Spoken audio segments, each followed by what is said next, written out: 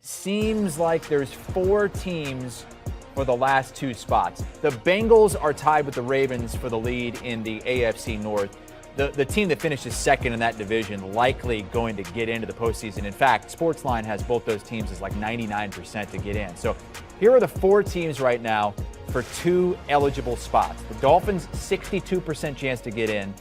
The Chargers, 53% chance. Patriots, who actually hold that last spot, 49%. And the Jets way down at 33%. Will Brinson is here to break down the AFC playoff race. And Will, some people are getting worried that the Dolphins are flirting with danger here, including our own Pete Prisco. This is what he said earlier in the week. Miami's in play as well.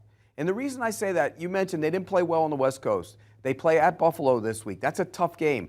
And then their schedule is Green Bay, at New England, home against the Jets. That's not an easy way to close it out. This is the moment that Mike McDaniel gets challenged as a coach.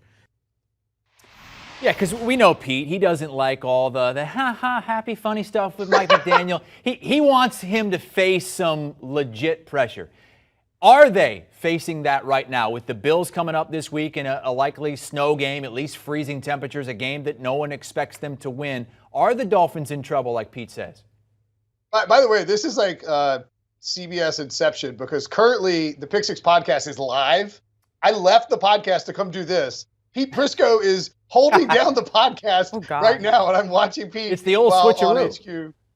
Yeah, it's the old it's CBS Inception. Yeah, I think the Dolphins are in trouble, man. I mean, you look at the offensive line injuries.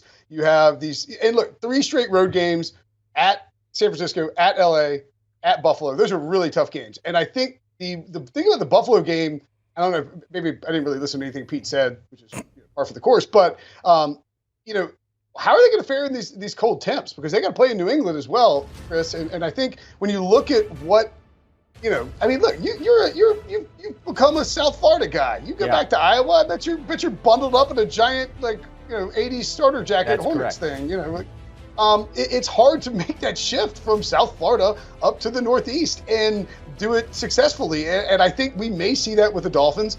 You do have to worry a little bit about the injuries, and then, Tua maybe regressing a little bit. That wouldn't be crazy. The Dolphins have had an exceptional season. Mike McDaniel's been awesome.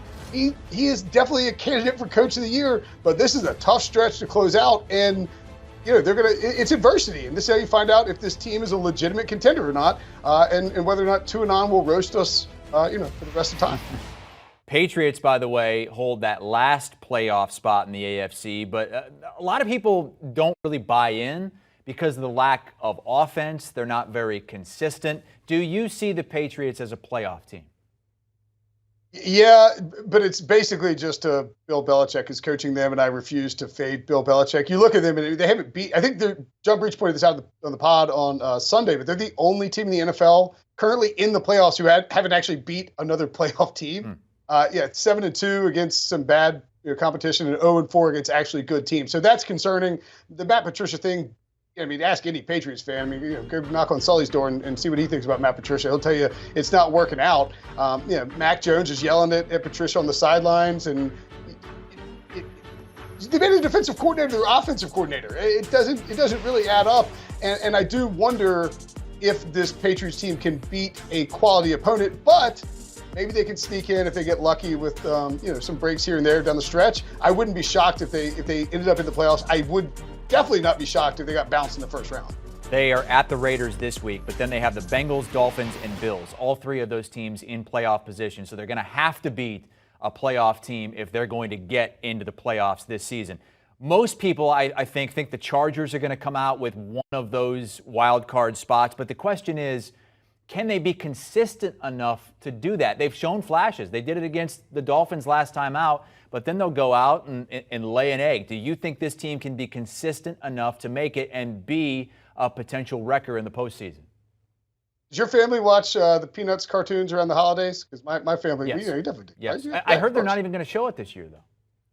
That's disturbing. I was really it got canceled. pointing more to Lucy pulling that football out from Charlie Brown, a la me backing the Chargers every freaking year and falling for it. And I'm falling for it again. It's probably because Austin Eckler was on the podcast this week. And you look at what they've got with Eckler and Mike Williams and Keenan Allen out there and Herbert actually stretching the field. And you can talk yourself into this team being a legitimate contender. But then you watch the end of that game against Miami. They didn't even want to hold on to the onside kick. That was just right there. They tried to give it back. They tried to charge her. And you remember the end of last season when they just play for overtime and just play for the tie, man, and go to the playoffs, Brandon. Like, what are you doing? And so I that's what concerns me more than anything is that despite all this talent, despite all of the upside that the Chargers have, they may still just charger it up. I'm going to buy in and let friend of the pod, Austin Eckler, convince me that this team is going to the playoffs, but I'm fully prepared to have that football be missing when I go to kick it. They've got the Titans on Sunday. Maybe you could argue that they've already chargered enough this season. They've already hit that quota, and they're fine the rest of the way. The Jets, just a 33% chance to get in, despite also being 7-6. They have a huge game this week against the Detroit Lions. They have Detroit at home. Are the Jets done? Seems like most people are writing them off now. I mean, I wouldn't write them off quite yet. But by the way, let's go back to like July 2022 and tell someone that the Jets-Lions game in Week 15 is going to be the biggest playoff impact game of the season. Like that. Imagine hearing that in July of 2022. You would call the cops on that person. I think the Jets have the potential with. Like, let's see what happens with the quarterback situation. If Mike White's playing, I'm buying in. That team believes in him, man. Like, they're all wearing the Mike White shirts. They're hyping him up. Garrett Wilson's talking about Mike White left and right. If it's Zach Wilson, of course there's upside there, but you have to be concerned about whether or not he can be consistent enough and whether or not this team trusts him. I mean, you saw what happened as soon as he left. As soon as he got benched, this team basically got hyped up and started, pretending like Mike White is freaking Tom Brady. So the Wilson thing and the quarterback situation is definitely concerning. Their defense is very good. They've got to find something on offense. Shout out Bam Knight, my guy from NC State, dominating in the ground game, though. Tuffy. Who's going to get the 3 wild card spots? You got to believe it's going to be either the Bengals or the Ravens for that top spot. But who gets the other 2? I'll go Bengals, Dolphins, Chargers. And the Jaguars steal the 4 seed. No. Yeah, let's go. Wow, Pete's rubbing off on you. I know. You got terrible. Jacksonville coming and overtaking the AFC South and winning it. They're 5-8 right now. As I predicted before the season. Well, sticking with his guns. They probably have to win out, at least win 3 of 4, but they do have the Tennessee Titans, who are playing bad football right now. They have them on their schedule. So Tennessee's lost 3 straight. Better get their act in gear. Will, thank you so much. Get back to your Pick 6 podcast. Look forward to hearing the latest episode with Pete Prisco. Recorded one on Wednesday with Brady Quinn discussing, among other things, Kyle Shanahan being a quarterback whisperer with Brock Purdy and Baker Mayfield maybe finding a home with the Rams. Do you want a sports network that delivers everything that matters about the game? The highlights, the picks, the instant analysis, no yelling, no fake debates, no politics. Hit the subscribe button and never miss a moment.